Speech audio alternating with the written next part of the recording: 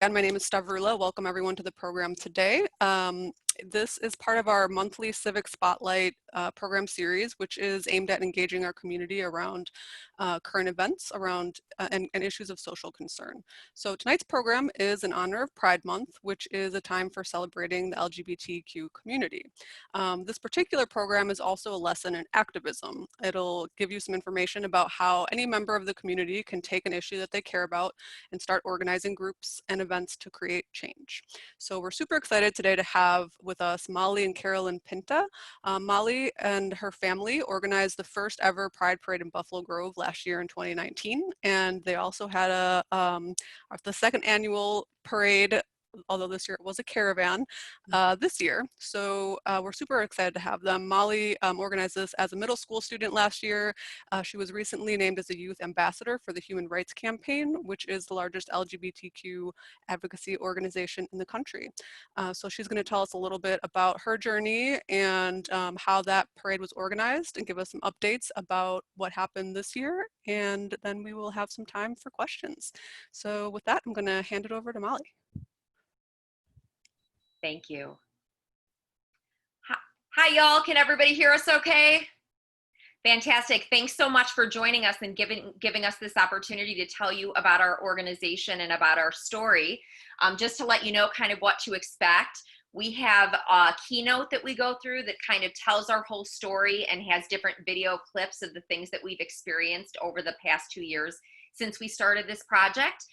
Please feel free at any time to stick questions in the chat box. We'll be happy to answer any of them. And we hope you enjoy. We've got lots to share with you. So I'm going to go ahead and share my screen, and Molly's going to start at the beginning of her story. Let's see here. Is everybody seeing my screen? We're good?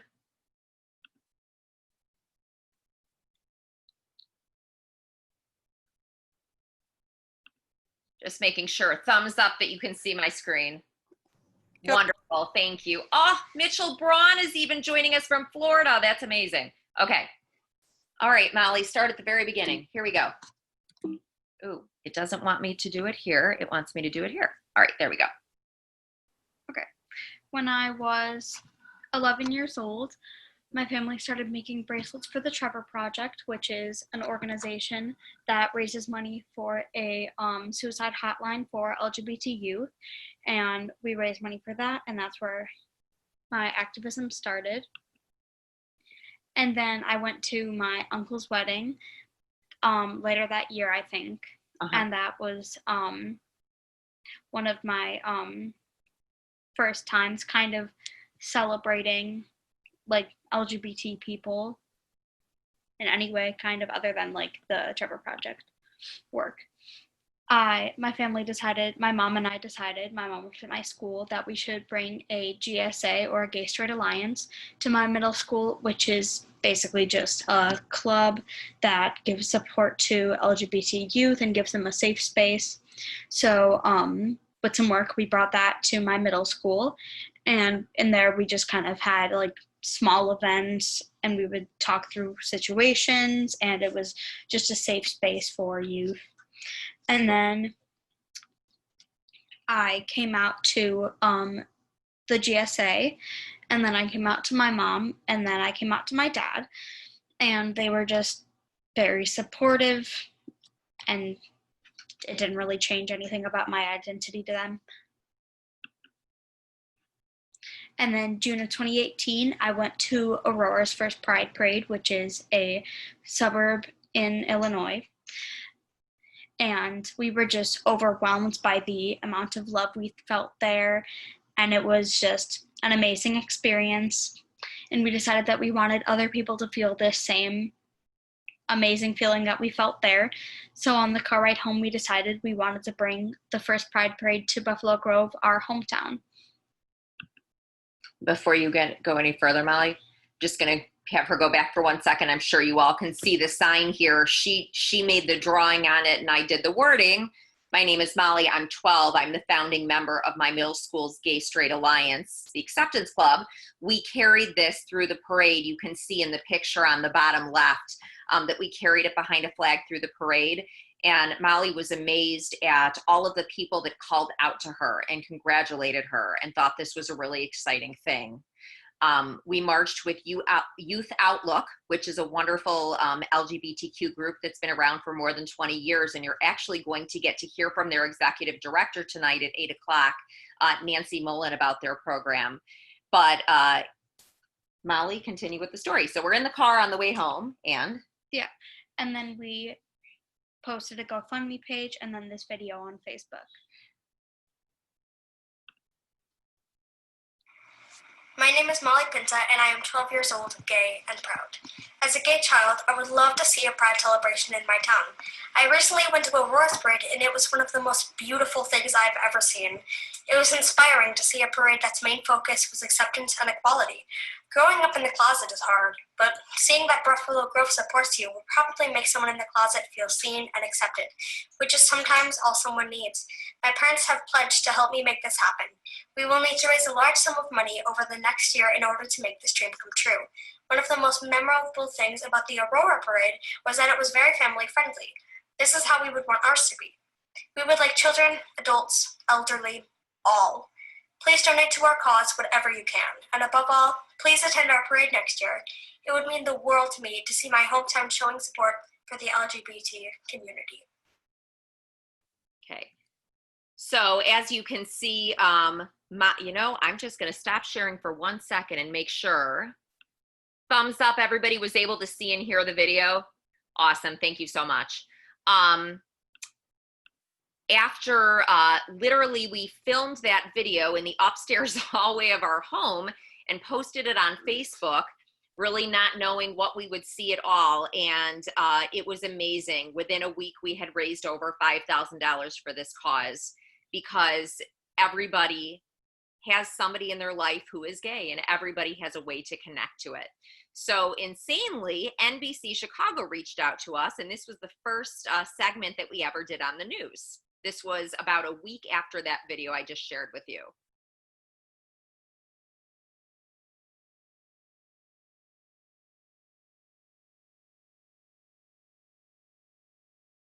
See if it'll let us skip the ad at the beginning here, hopefully.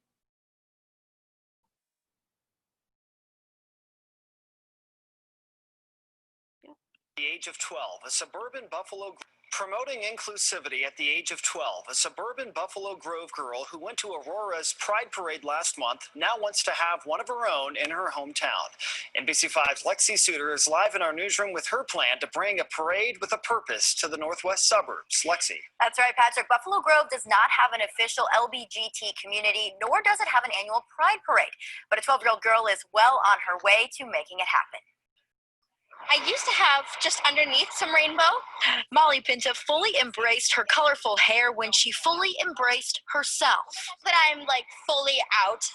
I'm just going to do the whole thing. It was this event last month, the Aurora Pride Parade, that inspired her to share her feelings with the world and start a pride celebration in her hometown of Buffalo Grove. I am 12 years old, gay, and proud. As a gay child, I would love to see a pride celebration in my town. Pinta hasn't worked out all the details, but she's well on her way. She's already raised thousands of dollars, and she's got a date, June 2nd of 2019. Hoping to have some performances and speeches, like kind of like a rally. Her parents are behind her all the way, even helping her start a gay-straight alliance at her middle school. I want this to be normal. It's so important for these kids to be recognized and loved. And they shouldn't have to come out. They should just be who they are. I would support it, absolutely. And Pinta also has the blessing from Buffalo Grove leaders. I think we learned a little lesson from her to respect each other and accept each other. Pinta hopes sharing her story and her passion will encourage others who may not be quite as outspoken. Yeah, it was just kind of like annoying having to keep it in and not being able to be proud and open. And being out, I was hoping that I could like give a voice to other like children my age that are queer and in the closet. Molly and her mom are meeting with Buffalo Grove Police to work out an official parade route. They hope their work will inspire other people to start their own pride parades in their communities. Live in the newsroom, Lexi Suter, NBC5 News. All right, thanks so much, Lexi. Okay, so that was, that was where things all began. One thing maybe I'm sure that people might be interested in is how did we know how to throw a parade? I will tell you that we literally made it up as we went along. And it was crazy how many people came out to support us and came out to be a part of it. WCPT 820 AM has a radio show on Sunday morning. It's called Out Chicago. And the gentleman that you can see in the picture, Scott Duff, is the host of that, along with Ellen Miller. From the very beginning, they helped us to advertise and to gain allies. We started to find articles about this all over the place. You can see there's an article, I want to say that's in French, articles in different places in the world, because it was just so unique and so different to people that a 12-year-old girl would decide to do something like this. One thing that we did right away, and I bet maybe some of the people in this presentation already are members of the BG Pride Facebook page that we made. And that Facebook page started at 0 and my gosh, now has 3,300 members, which is the thing I think we are the most proud of. And on that page, people have worked together to share ideas about how to make this grow in the Northwest suburbs. So what you're looking at now is our very first round of t-shirts that was kind of thought of by the crowd and designed by the crowd, the first rainbow buffalo. Those of you that might be familiar with Raj's Dunkin' Donuts in Buffalo Grove, that's on McHenry Road. He's a very colorful business owner. He's awesome in the Buffalo Grove area. He began selling those stickers for us, and people began putting them on our cars, or on their cars, and things began to grow. So this was our first logo, was that rainbow buffalo that you see in the top right-hand corner of the screen. One way that we began to raise money was to create sponsorships, and you can see here all of the folks that were 2019 sponsors. We created different opportunities for them at different events that we had to be a part of them in order for us to receive monetary donations in order to raise what we needed to raise for the parade, which, by the way, in the end was about $40,000. And insanely, we were able to do that with the help of all the people that you see here. The first time we were ever really seen in public as a group was at the Buffalo Grove Days Parade, and I'm sure that being folks that frequent Indian trails, you may be familiar with Buffalo Grove Days that so sadly has to be canceled this year, but is on Labor Day. So we decided that year to march in the Labor Day Parade, and amazingly had a group of about 50 people.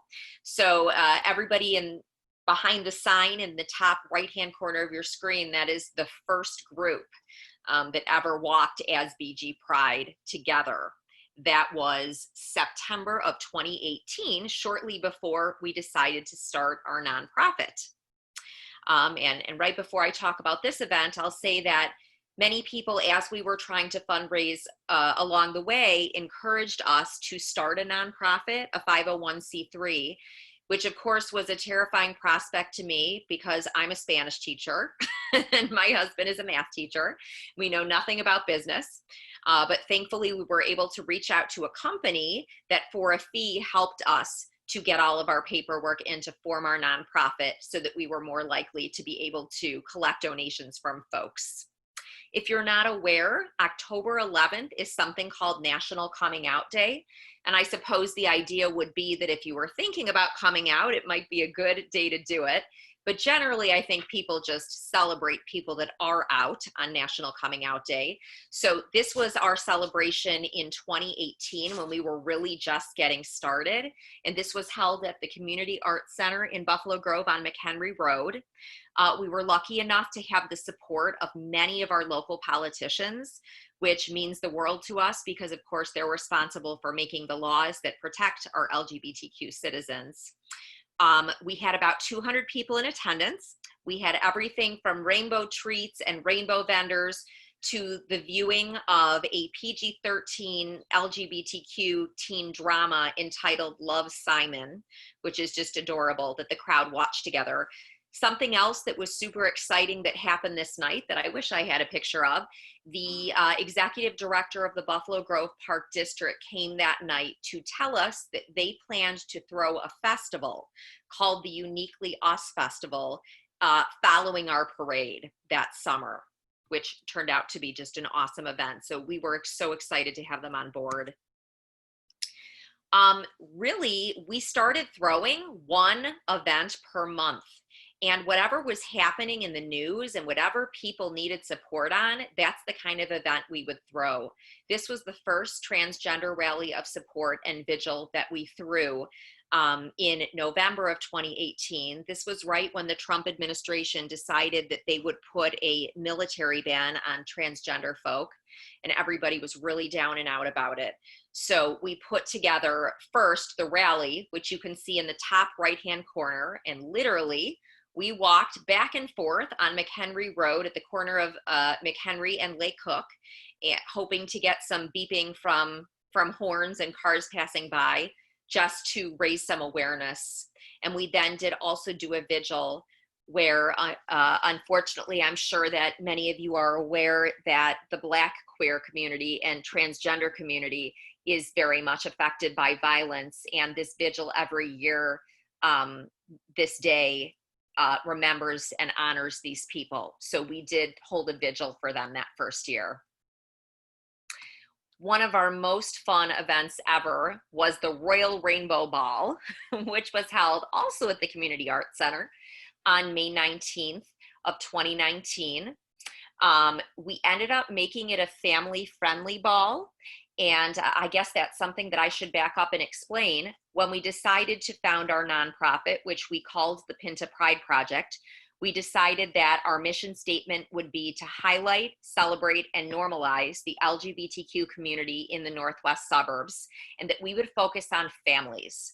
We would focus on having the LGBTQ community just be something that's a normal part of kids' lives every day. That we don't want to just know there are gay people in Buffalo Grove and the suburbs, we want to actually see these people. So when we could see that the prom was not going to be able to be run just as a teen event, due to unfortunately not enough teens being out or maybe accepted in their homes and able to attend this kind of event, we decided to make it a family-friendly affair. We were then able to have enough people to host it. But it was just super fun night. Everything we do, we hire Balloons by Tommy, who is famous for their rainbow balloons and signage in the Chicago Pride Parade. And we always have drag queens, because you gotta love drag queens. They are wonderful and great at teaching children to be who they want to be. So we always use them, family friendly, of course, in our events. So that was May 19th, 2019. Oh, it doesn't like me. Let's keep going here. These are pictures from the actual Pride Parade. And as you can imagine, I have thousands of them, but I just thought I've got a few views of this parade for you. This little video happens to be one of my favorites, just to kind of let you feel what that day was like if you weren't there.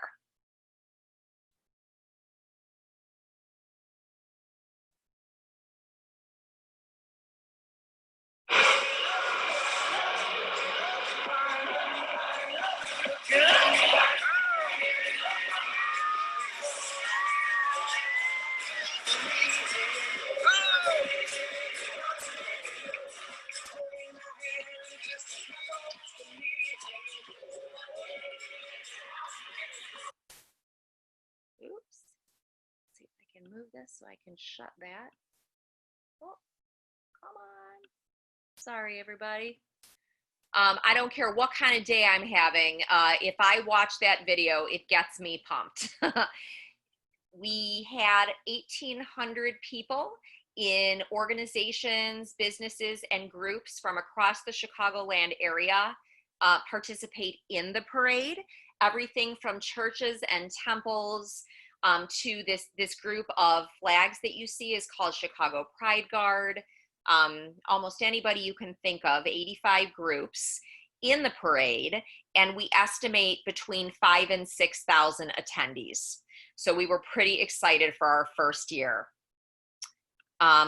This video was made by our videographer and will give you more of an idea of the whole day. Oh, wait a second, I missed it. Here it is.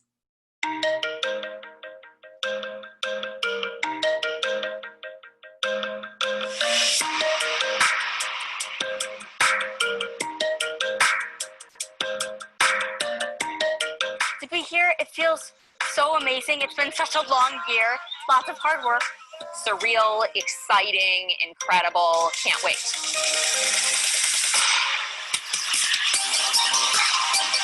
It's even bigger than we ever expected it to be. I hope that everybody has as magical a day as Molly and I did when we went to Aurora's parade. Both of these ladies are the reason we're here today. Molly carried a sign that said she had started her school's first GSA, Gay Straight Alliance, and people shouted to her from the sidelines, "Yeah, Molly, go Molly!" And it gave her such confidence to be who she was. All of you, you're so wonderful. Thank you so much. I support you. We love you, Buffalo Grove! Happy Pride!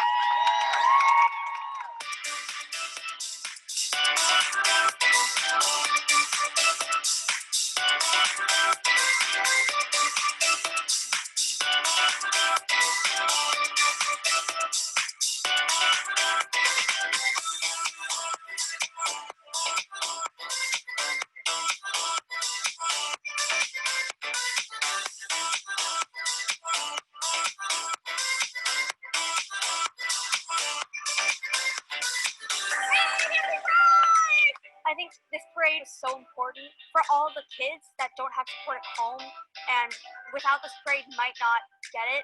With the parade, at least they can see in their town that there are so many people that support them. Beachy Pride. So many people want to be there and want to support us, and it feels really good to see that. Thank you. Thanks for coming.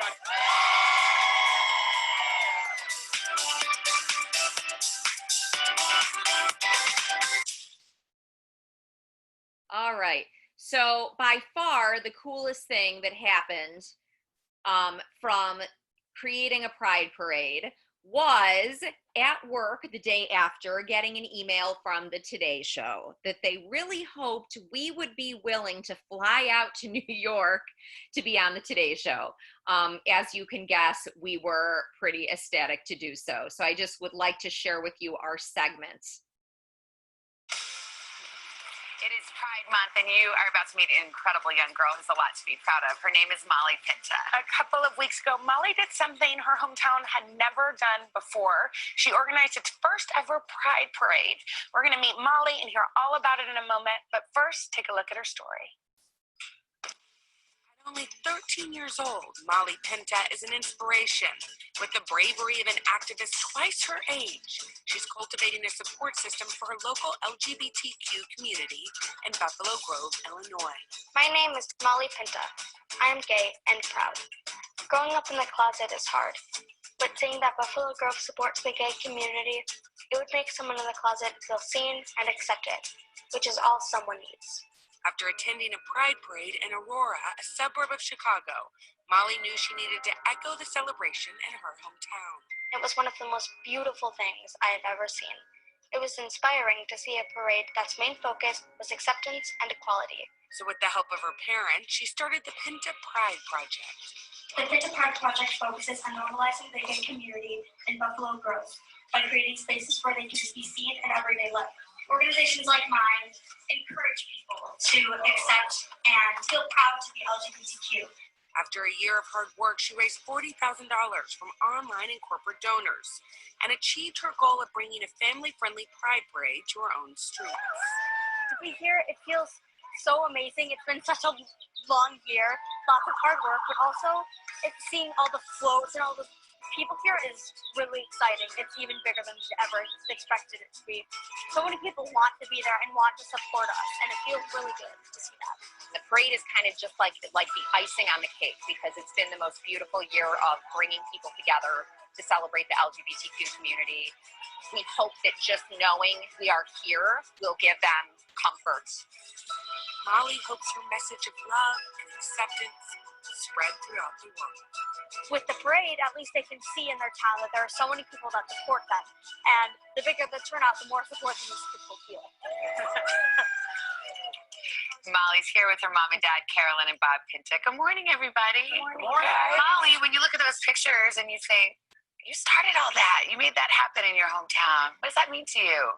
It means so much. It's so cool to see, really. I mean, of course, doing the work, you can't really see everything you're doing, but when you see it all put together, you can really see all the people and all the smiling faces, and it's so cool. You said in the tape piece that coming out of the closet can be hard. Like, how awesome is it that there are other kids, not only in your hometown, but watching right here that feel like, oh, I have an ally in Molly. I have somebody that has my back. I hope that people at home that might not be accepting or might not feel accepted in their home can see this and know that parents do come around and that it can get better and that there are so many people out there to help them. Carolyn and Bob, your teachers, your educators, actually the same school, right? Yeah, you all she's go at my school, and then we'll go to her dad's high school. Molly loves that. Yeah, exactly. You can always keep an eye on you. What's this journey been like for you? And how did you want to support her when she came to you and said, what if we did this in our town? Yeah. Oh, it's been absolutely incredible. It happened. She and I went to the Aurora parade, and on the way home, we started talking about why couldn't we bring this to Buffalo Grove? Why couldn't we do it too? And at that point, she was out to us, but not publicly. And going to that parade and feeling that love really gave her that extra push that she needed to be comfortable. And I said, if you will tell the world you're gay as we put this project together, that will bring in so much support. And it was the truth. Must be so proud of her. Molly, we hear you're a big fan of RuPaul's Drag Race. Is that right? Yes. All right, so you probably know performer and philanthropist Nina West. Do you know Nina? Oh, yeah. Yeah? All right. Oh, yeah. Well, we have a little surprise for you. Nina, come on out. Here's Nina. Nina. Nina has a little something for you. Hi, Nina. You want to sit here, Nina? You look fab. Hello. Okay, first of all, you're amazing. And you're Fabulous. and you're going to be even more fabulous now. Cross my legs like a lady. Nina, you have a little surprise? I do, yeah. So I'm working with Jenny's Splendid Ice Creams, which is based out of Columbus, but has 7 locations in Chicago, as you guys know. And we are going to give your incredible foundation a $5,000 grant for you to help spread the love and the word, because you're living life so loudly and you're going big and you're being kind and you're celebrating all of this incredible pride. So thank you. Thank you so much. No, are you kidding me? Thank you. We love you're here. Yes, exactly. Pride nails. Yeah. I know. Oh, celebrate. I know. What about her hair? All right. For more special coverage of Pride Month, head to NBCnews.com. So as you can imagine, that was probably one of the most exciting days of our lives for sure. And Molly's uncle, who is gay, whose wedding you saw pictures of earlier, we flew him from Florida to be there in New York with us. And of course, Nina West, who we were just becoming familiar with, is his be all to end all. So it was a very, very special day. We have been lucky enough to stay in contact with Nina West over the past year. And if you don't know her, she is the most amazing philanthropist herself. She's just awesome. Molly was insanely lucky enough to be Chicago's Youth Grand Marshal last year, something that they had never done before. And because it was the 50th year of Stonewall, they had various grand marshals. You can see in the picture on the right, Molly is in the middle of a lovely couple, Chuck and Kimberly Adams, who are the executive directors of Indivisible Aurora. And they are the ones that very first believed that we could throw a parade too, and right away donated to Molly and offered to help us in any way we could. They were the organizational grand marshals of the Chicago Parade. And of course, you can see down at the bottom, our mayor, who's keeping us all home during COVID, Lori Lightfoot, who Molly was lucky enough to be able to have her picture with, who was also a grand marshal that day. So just to give you a quick 2 seconds of what her float looked like. Quick 30-second video of Molly's float at the Chicago parade last year.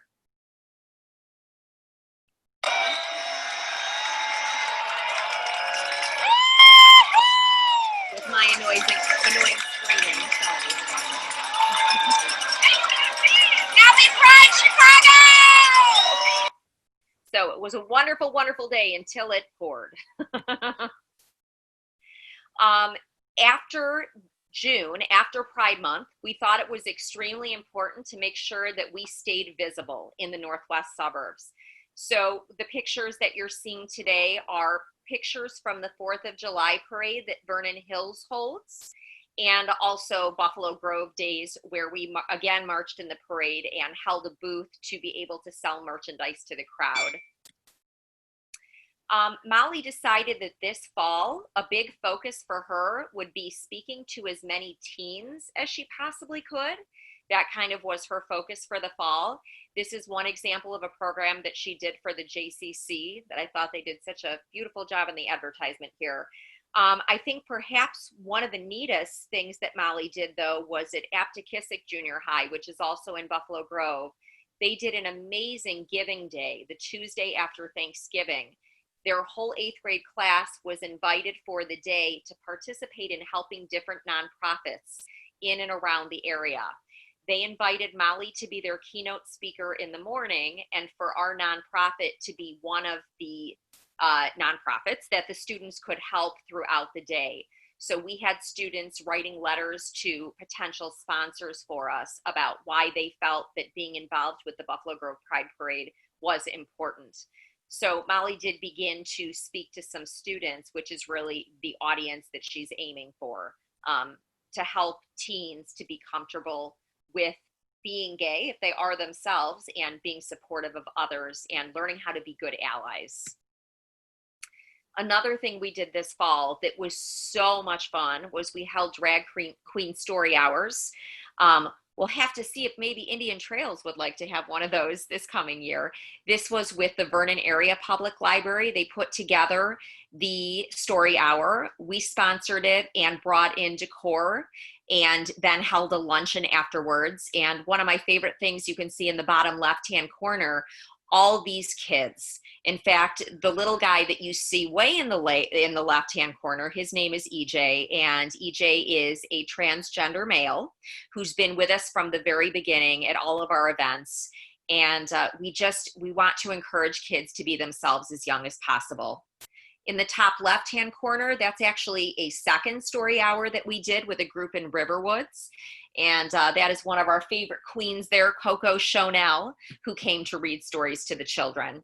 So we really, really believe in the art of drag as storytelling, creativity, and telling kids from a young age that because you're a boy, it doesn't mean that you have to play with action figures. And because you're a girl, it doesn't mean you're going to like makeup. All of these things are okay for everybody, and we want to normalize that. October was a very insanely busy month for us. I'll tell you, when it rains, it pours. Within a span of 1 week, we had 3 major events.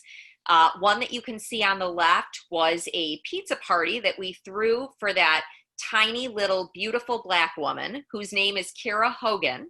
She happens to be a professional wrestler who came out as bisexual and was doing a tour in Chicago that she called her coming out tour. So we were able to host her for the night and host families, and Kira was able to tell her coming out story and just enjoy the crowd.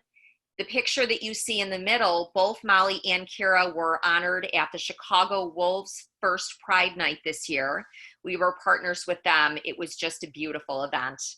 And so, of course, they sent their mascot, the wolf, whose name I can't think of, but they sent to the, Skates is his name. They sent him to the Lou Malnati's pizza party. Probably the most exciting event, though, that we did was our second National Coming Out Day party. So if you remember, the first one in 2018, we held at the community center.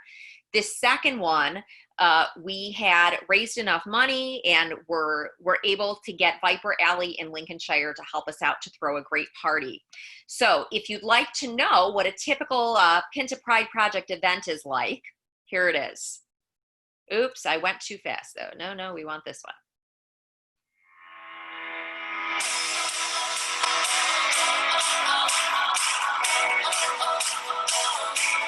The two ladies that have made this event possible, Carolyn and Molly Pinta.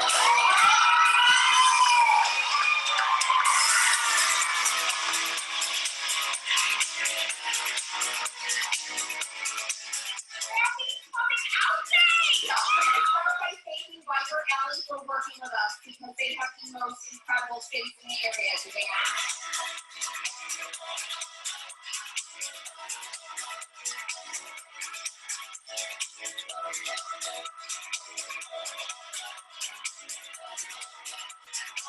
Ladies and gentlemen, please welcome Felicity. Our next performer, Yes, Oklahoma Showdown.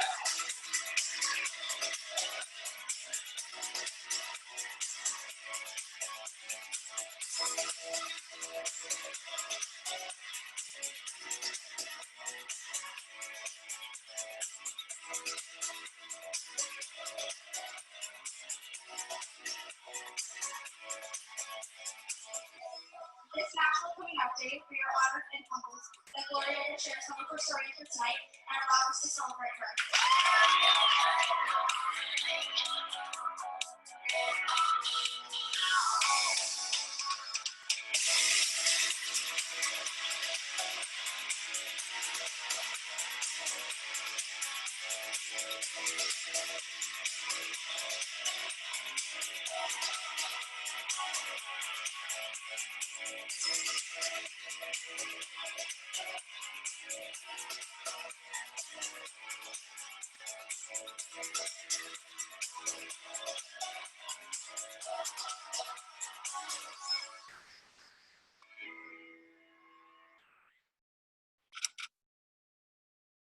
So our events tend to be filled with smiling teenagers with funky colored hair having a really good time. And one thing you may have noticed in this video was a beautiful Black lady named Gloria who came up and took the microphone. And even though you couldn't hear her speech, the neatest part of this entire project has been the way we have been able to connect with various people in the community. Gloria is a transgender woman who really kept to herself. I mean, no other way to explain it than she stayed in the closet until, gosh, about 2 years ago.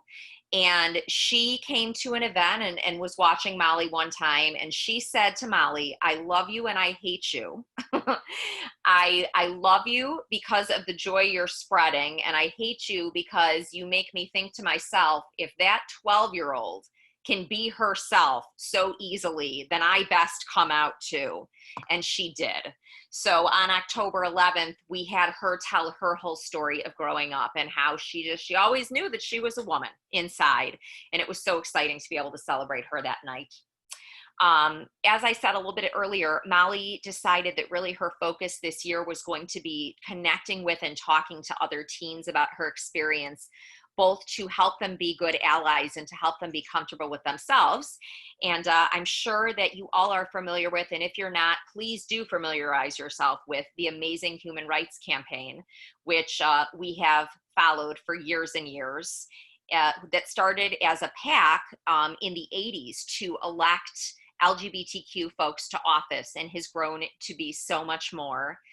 About a year and a half ago, they reached out to us to ask if Molly would like to apply to be a youth ambassador. And of course, we were so excited to do so, but then realized she wasn't 13 and you had to be 13 to apply.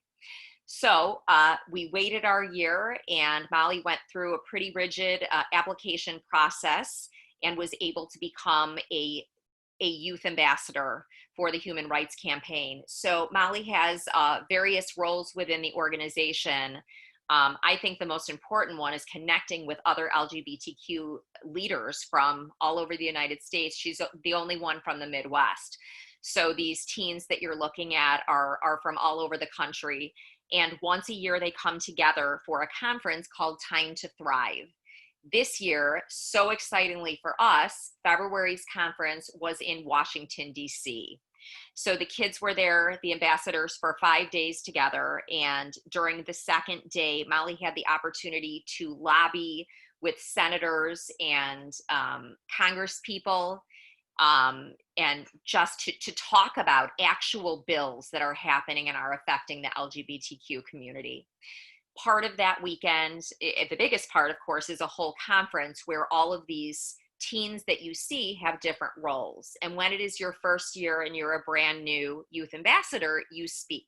So I'm not going to share with you Molly's whole speech. You could look that up yourselves, but I'll show you just her first couple of minutes on the HRC stage, what that was like. Probably one of the most exciting moments ever.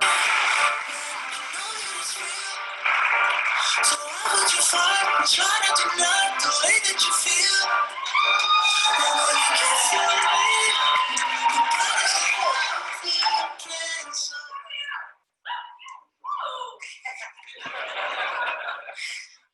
My name is Molly Pinta. I use she, her pronouns. I'm 13 years old, and I am a proud HRC Youth Ambassador from Buffalo Grove, Illinois.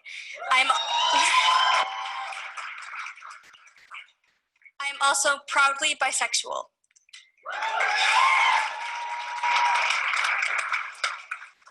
I am incredibly lucky because I grew up in a family where being part of the LGBTQ community is not only normal, but celebrated. My uncle Jonathan is gay, my mom's best friend is gay, and both of my parents are teachers in my very progressive school district where there are openly gay staff who are able to highlight their partners and families without the fear of being fired or mistreated by administrators for being who they are.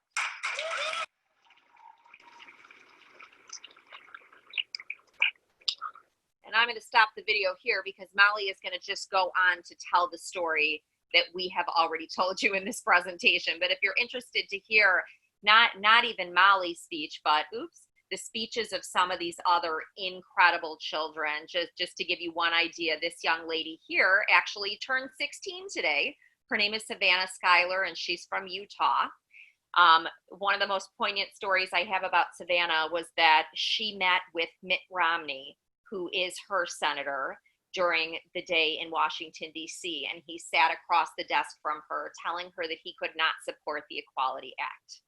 So just the fearlessness that these kids have in fighting for their rights is just amazing.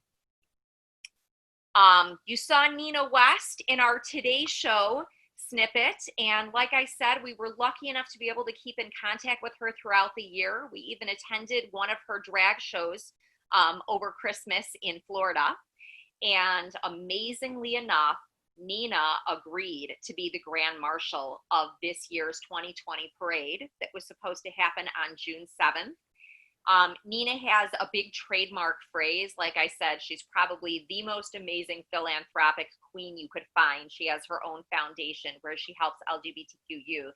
And her slogan is, "Go big, be kind, go west." So we had named the parade, "Go Big, Be Kind, Go Northwest," in honor of her. And we were just really excited to teach the community about giving back and having her be with us for that time. At the beginning of April, we began to discuss with Aurora our plans to have to shut down the Pride Parade for this year. We did not want to put the Village of Buffalo Grove in the position of having to tell us that we couldn't do it. We knew it was the responsible and safe thing to do. And being the loud, obnoxious Pinta family that we are, though, we decided that we knew for sure on the parade day, we would decorate our own home to the nines, and we would invite people to drive by for rainbow goodies. But we decided, what the heck, why don't we invite other families to be involved in this? And amazingly, 93 homes stepped up to be a part of the Pride Drive, which was just a week and a half ago. This video was intended to hype everybody up for the Pride Drive. Hey guys, it's Ben Swislow with Diamond Event Group. Jordan with J. Hollander Photography. Aaron Heckman, Buffalo Grove Live. And Natalie with Smith's Photography. I am so excited for June 7th, the Buffalo Grove Pride Drive, and to help judge those home designs. So excited to be celebrating the 2020 BG Pride Drive by driving from home to home and capturing some amazing images of you and your family and all of your decorations. Make sure that you've got everything set up and that those smiles are big and pretty, because we'll be coming around to take pictures and judge those home designs. All right, so for everyone attempting the Pride Drive, here's how it's going to work. First, you're going to need to visit pintaprideproject.com. There, you'll find 4 to 6 different routes you can take on June 7th to attempt seeing all 97 homes from 12 to 3 p.m. On the way, you'll actually see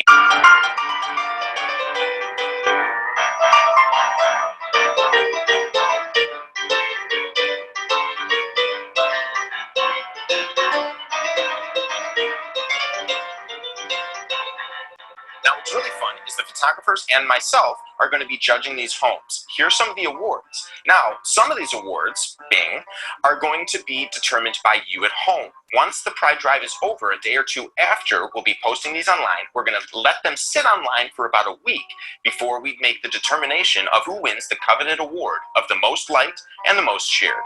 we're going to have an incredible day, and we so look forward to seeing you soon. Please stop by the Pinta Family Home, 711 Thompson in Buffalo Grove between 10 a.m. and noon to pick up your BG Pride gear. We are getting so excited for the upcoming Pride Drive. It is amazing seeing what everybody has planned. A huge thanks to the Pinta family and stay safe. Enjoy, and we'll see you next week. So before I show you a tiny snippet of what the day was like, I'd like to, of course, mention that something that is, gosh, even more important than Pride Month this year is the Black Lives Matter movement, which of course is very much tied to the queer community as well. And we knew that in order to run this event and to feel good, like it was the right thing to do, we needed to find a way to incorporate Black Lives Matter.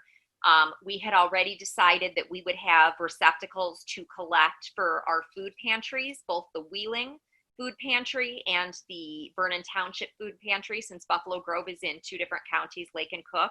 But we decided to collect monetary donations for the Brave Space Alliance, which is a wonderful Black queer nonprofit in the city. And we were able to raise $2,000 during that day for this wonderful organization. Here's just a tiny peek of the day. Some of you may have been there.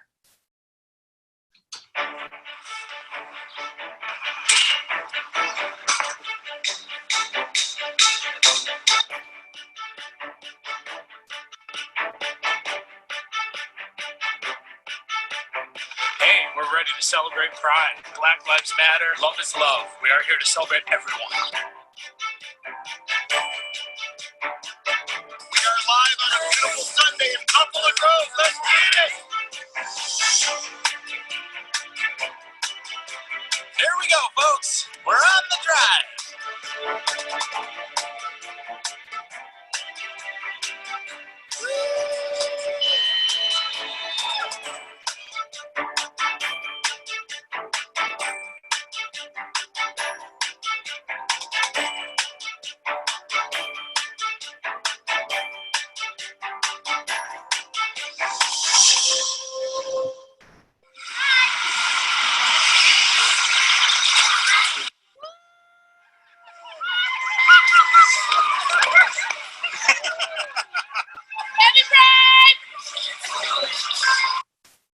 So instead of us bringing the parade, the homes had people parade to them, which allowed people to decide if they felt like getting out of their cars and felt comfortable to participate in whatever activities were given, or if they just wanted to drive by and wave and honk.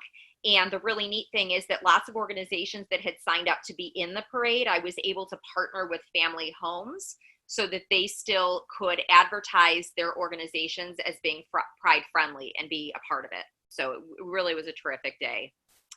Funny that I'm with you all tonight and showing you our first clip on the Today Show, because was there ever a luckier family? Tomorrow morning, we will get to visit with Hoda and Jenna on the Today Show.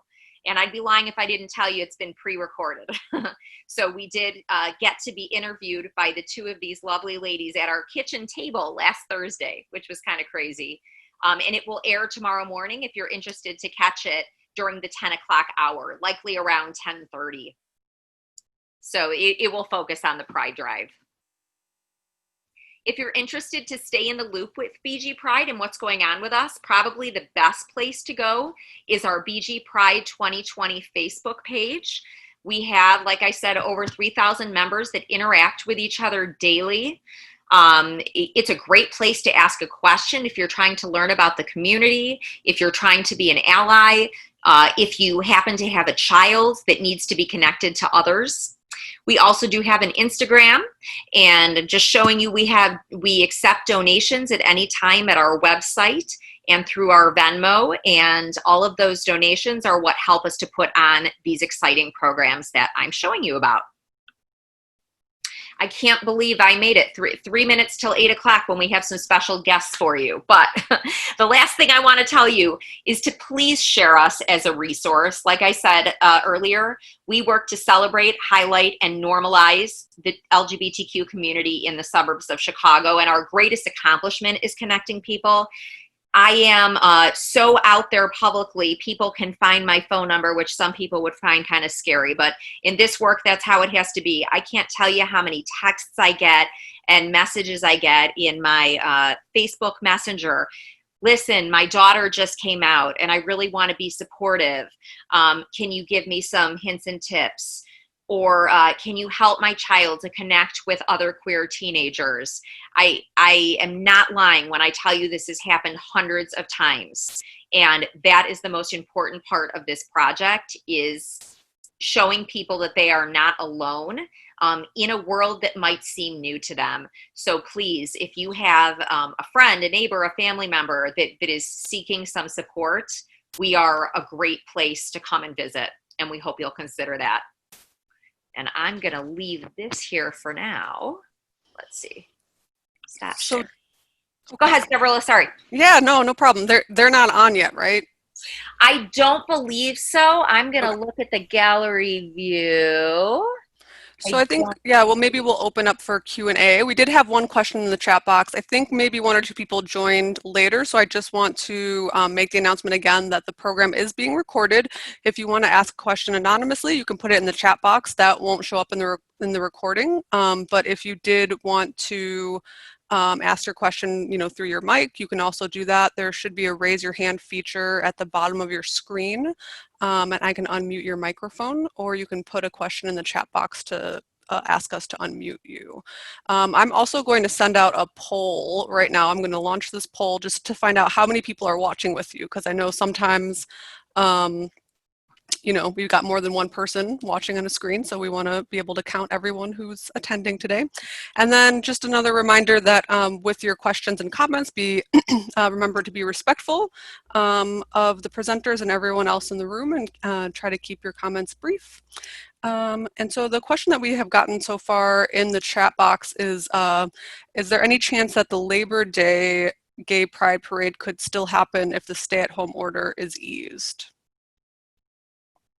I'm guessing maybe they mean the Buffalo Grove Days Parade. I think maybe what they mean. Or maybe the National Coming Out, perhaps, or either one of those. Yeah, unfortunately, I'm pretty sure Buffalo Grove has already shut down the BG Days Parade and the festival. I think it's unlikely. We will definitely do a National Coming Out Day event. I have no idea what it's going to look like. But listen, we were creative with this Pride Drive. We'll be creative again. We'll come up with something. And really hope there'll be a vaccine and we can be back out on the street on 2021. So we do have a date for 2021, June 6th. Wow, you're already looking at 2021. Awesome. Oh, yes. Gotta hope and dream, right? Yeah, I got to start planning for 2021. Well, I had a question while other people are sort of thinking about what they want to ask. You mentioned that you received a lot of support from politicians and business owners, which is super great. Did you get any pushback from community members? And if so, how did you respond to that? Or how do you respond to that as an ongoing thing, perhaps? Sure. Great question. Well, first of all, I guess the thing we've been the luckiest about is that Molly herself has not received any pushback or any negativity. I think part of that perhaps is because her father and I both teach in the school system here, and they know it would never fly. And part of it is that my daughter gives off this air of, come at me. She would probably enjoy it if they did.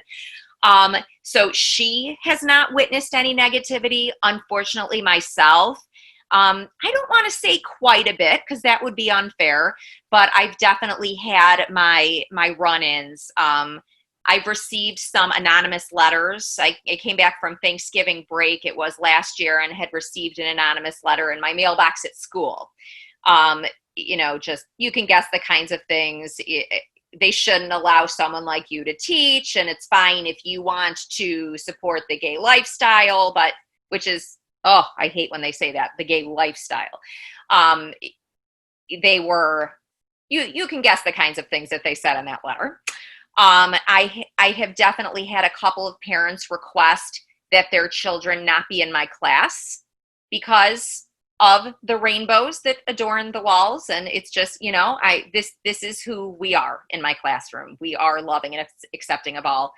And that's to be expected. But actually, here's kind of a fun story. We received another anonymous letter in our mailbox probably in the middle of May this year. And whenever you get something to the Pinta family that has no return address, it's going to be something fun. So we opened it up, and of course it was a letter that again said, they're so glad that we embrace the gay lifestyle, but we live in a really upscale neighborhood, and all of my signage is really distracting and takes away from, if you want to see the letter, you can Google it because 2 newspapers picked it up. Maybe it was not the friendliest thing for me to do, but I didn't make any commentary. I just took a picture of it and I posted it on my social media to let others decide what they wanted to say about it. And I was so glad I did, because the outpouring of love and support had a lighting company from Highland Park reach out to us, and they lit up our house for the 2 weeks before the Pride Drive like Obama's White House during the Pride Month. It was so beautiful. We were so lucky. I'm thinking of one other specific instance we had was a troll, an unnamed troll on Facebook that put together a petition to try to shut the parade down. This was around Christmas of 2017. 2018. And nobody signed the petition, so that was great news. And it got us a $5,000 anonymous donation from somebody that it really angered, So really only good, happy stories. And I can see Shireen joined us. Let's see if I can shut this. Oh, and Nancy's here too. Is it okay, Stavrula, if I share my screen to introduce them? Absolutely. Wonderful. Okay. I have 2 amazing guests that I cannot believe were able to come and meet y'all tonight, because I just asked them yesterday. But there are many outstanding resources for you in the northwest suburbs and, gosh, all over Illinois. But first, I'd like to introduce you to Shireen Payton, who is the Division Director of Community Collaboration and Public Resources Development at the wonderful Kenneth Young Center in Schaumburg. And she's going to be talking to you in just a minute about her LGBTQ+ center. And I would also like to introduce you to the Executive Director of Youth Outlook, which has been around for more than 20 years, Nancy Mullen, and they have centers all over. I'm going to stop talking and let them talk about it. Shireen, would you like to jump in first? Okay, there we go. Oh, yay. Okay, can you all hear me okay now? All right, great. So, this is kind of weird because I can't hear you all. You're all muted. So good evening. The funny thing is I'm in my closet. I have my screen up. I have a very full house this evening. So I'm like, where am I going to go? So I'm like, back into the closet, I suppose. But anyway, so a good evening, everyone. It's great to see all your great faces. As Carolyn mentioned, I'm the director of the Community Collaboration Division at Kenneth Young Center.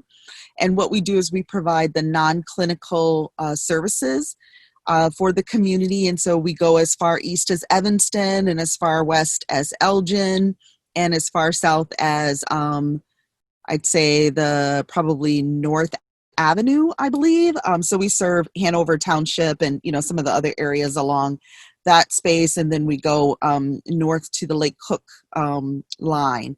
And our LGBTQ center that we opened up on National Coming Out Day this past October is located at 650 East Algonquin Road, and that's in Schaumburg.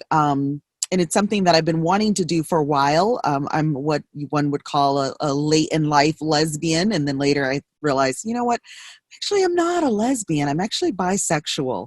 So, but when I came out, I was living in Arlington Heights and working in the city. And I had to, you know, go down to the center on Halsted and then trek all the way back to Arlington Heights. And then when my now wife came out, she did the same thing. And so I've always felt like we needed something in the northwest suburbs.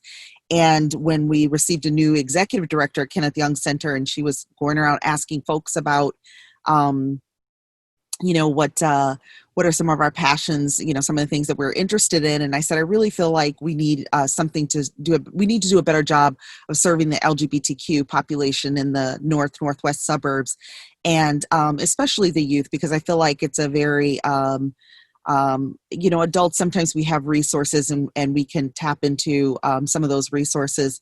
Whereas with youth and young adults, it's a little bit more challenging. So I thought we would start there. But already, you know, 6 months in, and our older adults program at Kenneth Young Center, they've already asked if we could do a SAGE program. We've already had this older adults asking, is the center only for youth? Because we really want to do some senior programs there. We really would like to get together some, you know, older adult groups and whatnot. So it's really expanding already, which is great. But with COVID, we've taken our queer movie night online, as well as our game night that they normally have on Monday nights. That's gone online. We also have a Smart Recovery, which is a non-secular recovery support group for individuals, non-therapeutic, and it's free. In fact, all of the programs that we provide are all free to folks through the various grants and local public support that we receive from various townships or local municipalities. So yes, so we serve anywhere from middle schoolers or elementary school individuals all the way up to late, you know, their late 20s, early 30s. And again, but now expanding into older adults. So that's the program that we have. If you go to Kenneth Young Center or kennethyoung.org and you click on our LGBTQ Center, you can find out all the information, or you can email us at LGBTQ Center at kennethyoung.org is another way you can get a hold of us. So I'll pause so that Nancy, my buddy, can step in and talk about the great work that they do. They're a great partner of ours. Hi, everybody. I'm Nancy Mullen. I'm the Executive Director of Youth Outlook. Shireen, I'm so intrigued by what you just said about the elder services, because we've been hearing those rumblings as well. And I just had a chat with the folks from Centerlink who told me, and this was in a completely unrelated conversation, it's kind of popped up in the middle of the conversation, that that's the growing service across the country for the LGBT community centers, is working with the seniors.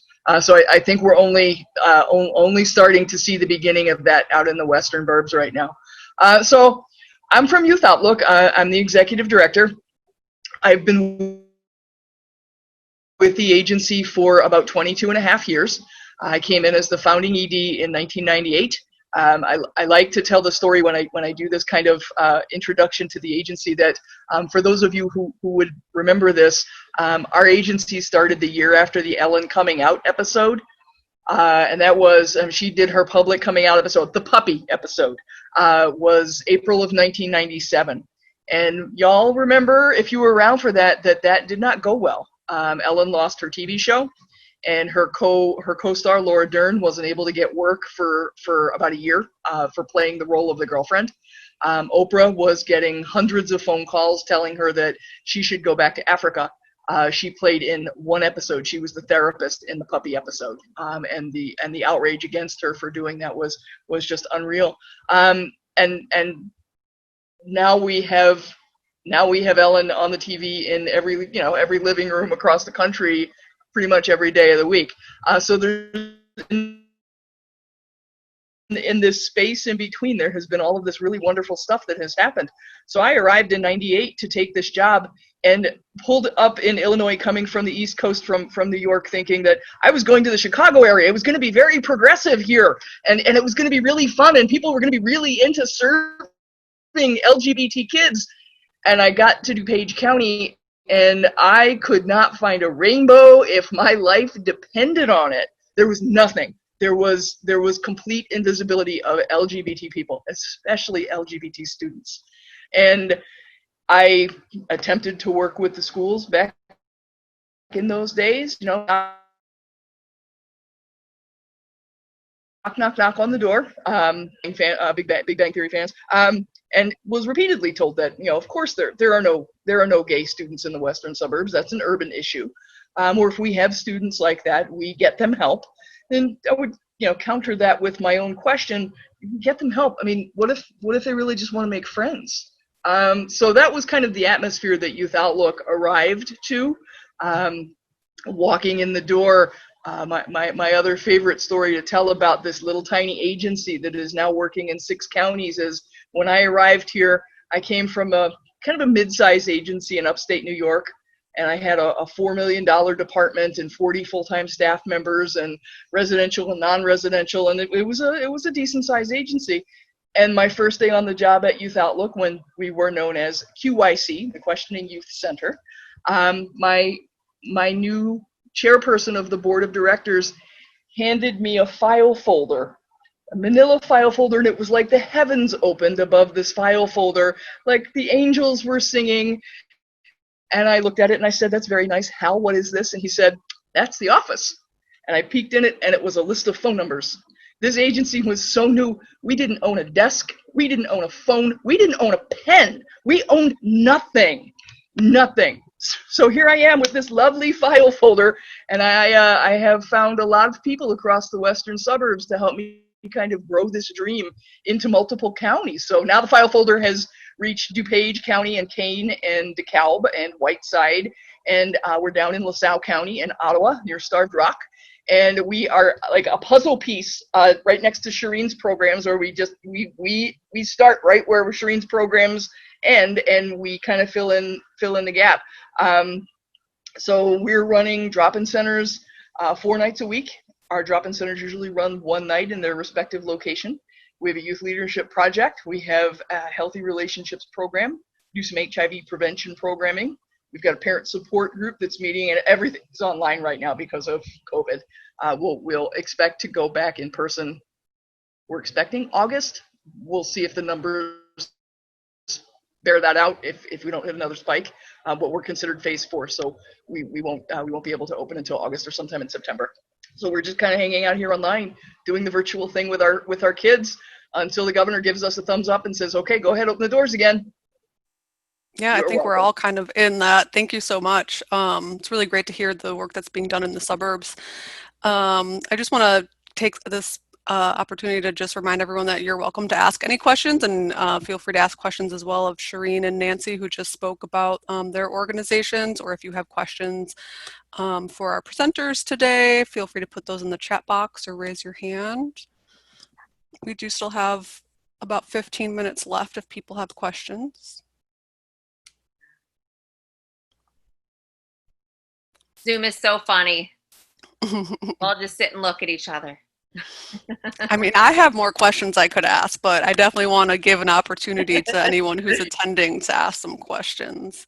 I just think it's really inspiring to see how all of you have sort of just taken an idea and run with it and made it happen. So, whether Molly or Carolyn or Shireen or Nancy, if you want to maybe end by giving some advice to anyone who might be watching, because this is also being recorded, so we also hope that this will continue to be a resource for folks beyond the people that were able to attend today. So maybe if you guys just want to end with some words of advice, either for students who maybe want to organize a GSA, or as parents supporting, LGBTQ youth, what kind of a few words of advice you might give to someone who might want want to be organizing something in their area or looking for support.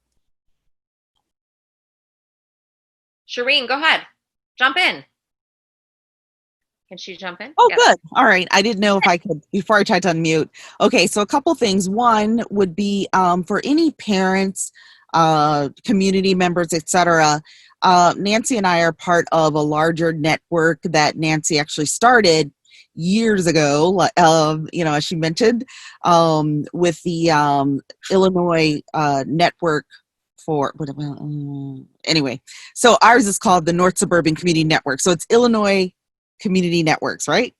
And they're all over. They're in Ottawa, they're in DuPage. DuPage is where it started. And then after, driving down there, I thought we need to start one in the northwest suburbs. So we started ours about 4 years ago, and we do a training once a year, which we just partnered with the Pinta Pride Project and HRC Chicago on that last week. So that's another way that folks can get information, resources, and connect with others in the community who want to do a better job of serving LGBTQ youth and their family members. So that's one thing I would say. And then two, we do have a lot of individuals who are homeschooled or pushed out of school or whatever. So through our LGBTQ Center, we are creating a community gender and sexuality alliance, or GSA, which is something that we heard when we were interviewing youth in GSAs across the schools. Some youth, and also just LGBTQ youth in schools, were saying, well, sometimes I'm not necessarily out at school, but if I had a community place where I could do that, that would be great. And I didn't mention all the other programs. We have grants to serve youth experiencing homelessness, with a priority given to transgender and gender nonconforming youth, as well as other positive youth development programs. And we have internships, and we also have paid contractual work that we offer youth in the community that can work with us at the LGBTQ Center, even virtually right now. So that's a couple of things that I wanted to mention. And then also just stay tuned, because Carolyn has agreed to partner with me on to do a couple more Zoom meetings around how to support your LGBTQ family member. So that's all I have to say. I'm so lucky that both of these ladies are willing to partner with us, and we're like brand new as of 2 years ago. So we're very lucky. The advice that I would give is to anybody who's on this Zoom call, and this is the advice that I always give to anybody who is comfortable enough to be an ally. I beg you that one of the most important ways to be an ally is to stick a rainbow somewhere. Like Nancy said, she came to this area and she couldn't find any rainbows. You have no idea who you will affect, and you may never know, because the person may not tell you for 10 years that little rainbow sticker that you had in your classroom, or the rainbow lanyard that you wore, or the one shirt that you wore, whatever it may be, gave them comfort. I teach 6th, 7th, and 8th grade, and the GSA this year, we had 15 kids in it. 10 of the 15 were out, 5 were allies. 8 of the 10 could not be out at home, knew there would be dire consequences. Religion or whatever may be the issue, you can be somebody's lifeline simply by showing you are accepting. So if you're willing to hang that pride flag, it does not have to mean that you're part of the community. And if you want, they sell ally flags that have black and white on them too. But it means so much to somebody who's looking for it. So please consider a way to add that into your life. That's the advice I would give. Nancy, Awesome. You're up. One of the things that I suggest when I go out and talk to camp counselors, which has been a totally new group of people that have been inviting us in to learn about this topic, is practice the conversation. Practice the conversation, because there's going to come a time when you're the first person that a kid is coming out to, and be ready with what your response is going to be. You have the opportunity to be the first positive response that they get, the first welcoming response that they get. That's something they can remember for the rest of their lives. So think it through. What's it going to look like for you? What are you going to ask? Are you ready to thank them and ask if there's anything else that you can support them with. Ask them if anybody else knows. Just kind of run that through so that you're not caught off guard if that moment comes. Just so that you're ready to go.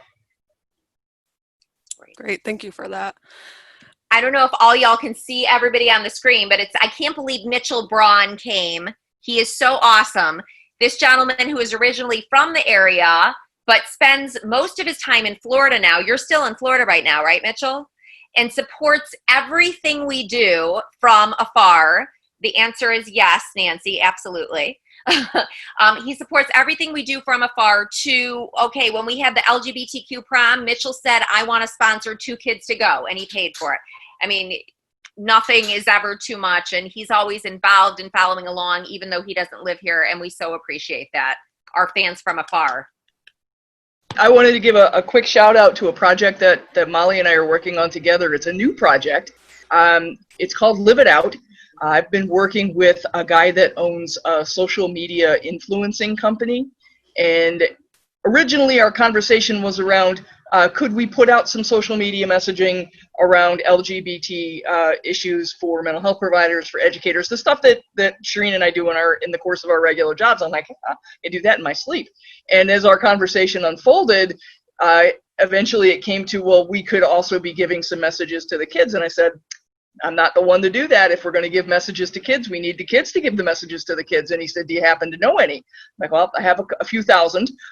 So let me pick some that I think would be really interested in a project like this. And I asked Molly if she would participate. And we've got about probably 10 or 11 other youth, a combination of Youth Outlook kids and kids from just the GSAs locally who have been interested in and wanting to do this.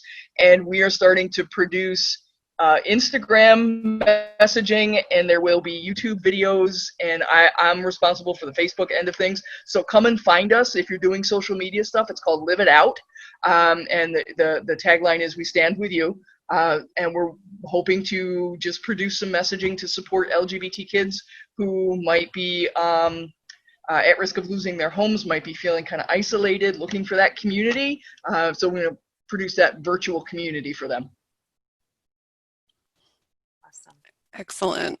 Yeah, so is Molly back with us? Okay, yeah, I just wanted to sort of end in case there are any other teens out there watching this video, what would be maybe just a few words of advice that you would give to a teen who's either questioning or afraid to come out or just wants to kind of become an activist like you've been? What would you say to any teens that are watching?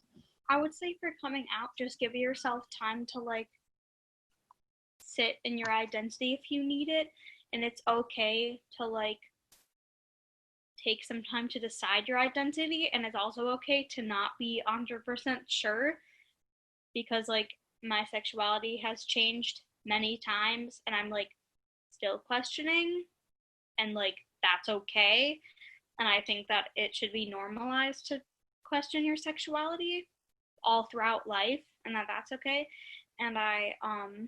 And for starting activism, I would just say you can start with whatever. It doesn't have to be something big, and it can be just by helping other organizations, or even something as small as helping out a friend or being there for an LGBT friend. It doesn't have to be something big. So that's all. Awesome. Thank you for that. Big impact. Yeah. Yeah. That's excellent. Well, thank you, Molly and Carolyn and Shireen and Nancy for joining us today. This was a great program, and thank you for everyone who attended. And like I said, this has been recorded, so we will share the recording with you along with the survey for you to let us know what you thought about the program. And we hope to see you at some more programs soon. So thanks, everyone. Have a good night. Thank you.